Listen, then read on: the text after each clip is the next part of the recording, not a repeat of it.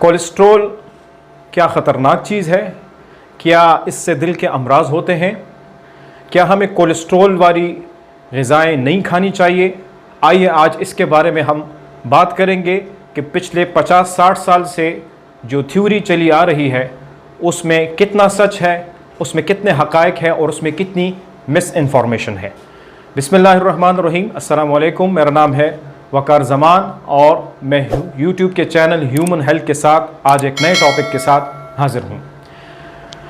2015 से 2020 तक की अमेरिकन हार्ट एसोसिएशन गाइडलाइंस के मुताबिक एक बहुत ही बड़ा इंकिशाफ किया है कि cholesterol do not cause heart problem. Cholesterol से दिल के अमराज पैदा नहीं होते, बल्कि ये हमारी सेहत के लिए मुफीद नहीं बल्कि इंतहाई मुफीद है। ये मैं आपको जाके, अगर आप पूरी वीडियो मेरी देखेंगे तो मैं आपको बताऊंगा कि इसके कौन कौन से अहम फंक्शंस हैं और हमारे जिस्म के लिए ये कितना ज़रूरी है। पुरानी थ्योरी जो है वो आज की नई थ्योरी ने आके रिजेक्ट कर दिया है, उसको मुस्तरद कर दिया है।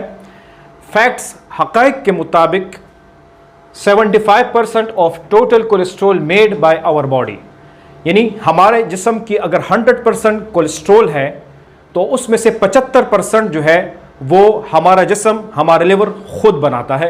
तकरीबन रोज़ाना की बुनियाद पर लिवर 3000 मिलीग्राम पर डे के हिसाब से रोज़ाना 3000 मिलीग्राम कोलेस्ट्रॉल हमारा जिगर पैदा कर रहा है। इसने हर हाल में 3000 मिलीग्राम मुकम्मल करना है, कंप्लीट करना है। तो उसका 75% जो है वो हमारा जिस्म जिगर खुद बना रहा है, वो उसका 25% जो है वो हम सिर्फ अपनी खुराक से हासिल कर रहे हैं। तो अगर इतनी अहम खुराक, इतनी अहम चीज़ कोलेस्ट्रॉल, अगर इसको भी हमारे जिस्म पे बंद कर दिया जाए तो हमारा कोलेस्ट्रॉल फिर कहाँ से आएगा? हम मुख्तलिफ किस्म की बीमारियों का शिकार होंगे। कोलेस्ट्रॉल हमारे जिस्म में कौन कौन से काम सर अंजाम देता है और ये हमारे जिस्म के लिए कितना मुफीद है, कितना अहम है। It is vital for our life. Cholesterol हमारे जिस्म के लिए इंतहाई अहम है, बहुत ही इंपॉर्टेंट है। उसकी वजह यह है, number 1, every cell of our body makes cholesterol. हमारे जिस्म का हर एक खुलिया कोलेस्ट्रॉल बना रहा है। हमारा पूरा जिस्म सर से पांव तक खुलियों से बना है, billions and trillions of cell से बना हुआ है। उसमें से हर एक सेल जो है वो कोलेस्ट्रॉल बन रहा है। तो अगर इतनी ही ज़्यादा मिकदार में हमारा सेल, हमारे जिस्म के सेल और हमारा पूरा जिस्म कोलेस्ट्रॉल बना रहा है तो इसका मतलब यह है कि हमारे जिस्म के लिए यह नुकसानदेह नहीं है बल्कि ये मुफीद है। दूसरा बहुत ही अहम फंक्शन कि इट मेक्स स्टीरॉयड हार्मोन्स। हमारे जिस्म में, हमारे जिस्म को मुख्तलिफ फंक्शंस को परफॉर्म करने के लिए हार्मोन्स की ज़रूरत पड़ती है जो हमारे खून में सेक्रीट होते हैं। उन केमिकल मैसेंजर्स को हार्मोन्स कहा जाता है। उसमें जो स्टीरॉयड हार्मोन है, बहुत ही अहम हार्मोन जिसको मर्दाना हार्मोन कहा जाता है, टेस्टोस्टेरोन, इसके बहुत अहम फंक्शंस हैं। ईस्ट्रोजन एंड प्रोजेस्टेरोन, इसकी ज़्यादा मिकदार जो है वो फीमेल्स में होती है, इसके बहुत अहम फंक्शंस हैं। कॉर्टिसोल जो कि एक स्ट्रेस हार्मोन है, जो कि फाइट और फ्लाइट यानी खौफ, घबराहट, इन हालतों में, इमरजेंसी की हालतों में सेक्रीट होता है। तो ये अहम स्टीरॉयड हार्मोन्स भी कोलेस्ट्रॉल से बनते हैं। कोलेस्ट्रॉल एक्ट एज प्रिकर्सर, यानी ये रॉ मटेरियल के तौर पर काम करता है, खाम माल के तौर पर। इससे जाके बाद में बहुत मुफीद अशिया हमारे जिस्म में बनती है। इसके साथ साथ बाइल जो एक लिक्विड की शक्ल में होता है, ये हमारा लिवर बनाता है और ये जाके गाल ब्लेडर में, जिसको पित्ता कहते हैं, उसमें जाके स्टोर होता है। और जब हमारे जिस्म में कोलेस्ट्रॉल वाली खुराक आती है, फैट्स वाले मॉलिक्यूल आते हैं या फैट सॉल्युबल विटामिन्स आते हैं, तो ये बाइल जो है जाके उन फैट्स की ब्रेकडाउन करता है, उसको डाइजेस्ट करता है और इसके साथ साथ फैट सॉल्युबल विटामिन्स की एब्जॉर्प्शन भी बाइल का काम है। अगर हमारे जिस्म में बाइल नहीं होगी तो हम फैट्स को डाइजेस्ट नहीं कर पाएंगे, फैट सॉल्युबल विटामिन हमारे जिस्म में एब्जॉर्ब नहीं हो पाएगी। इसके साथ साथ एक बहुत ही अहम विटामिन डी जो कि मैं पिछले लेक्चर में जिक्र कर चुका हूँ, सनशाइन विटामिन, जो हमारी इम्यूनिटी के लिए, हमारे बोन्स के लिए और मुख्तलिफ किस्म के इन्फेक्शंस और कैंसर से बचाव के लिए बहुत मुफीद है। विटामिन डी कैल्सिफेरोल, ये पहले इनएक्टिव फॉर्म में होता है और सनलाइट इसको जाके एक्टिव शक्ल में कन्वर्ट करता है। ये विटामिन डी भी बेसिकली कोलेस्ट्रॉल से बना हुआ है। हमारे सेल मेम्ब्रेन, हमारा जिस्म जैसे कि मैं जिक्र कर चुका हूं कि पूरा खुलियों से बना है, सेल से बना है, और इन सेल्स की एक चार दीवारी होती है जिसको कहते हैं cell membrane. Cell membrane lipid bilayer से बना होता है, इसमें भी लिपिड्स यानी कोलेस्ट्रॉल इन्वॉल्व होते हैं। इसके साथ साथ हमारा दिमाग, ब्रेन, ये तकरीबन 60 से लेकर 65% तक लिपिड से बना है, कोलेस्ट्रॉल से बना हुआ है। इतनी अहमियत है कोलेस्ट्रॉल की। तो ये सारे अहम इसके फंक्शंस थे। अब जब इतना अहम है और हमारा जिस्म रोजमर्रा की बुनियाद पर इतनी ज्यादा मिकदार में, ह्यूज अमाउंट में कोलेस्ट्रॉल बना रहा है, तो क्या ये हमारे जिस्म के लिए नुकसानदेह हो सकता है? हरगिज नहीं। अब आइए देखते हैं कि कौन से वो मसाइल होते हैं, या अभी तक हमारे डॉक्टर्स ने हमें क्यों मना किया है कि आप कोलेस्ट्रॉल या चिकनाई वाली खुराक ना लें।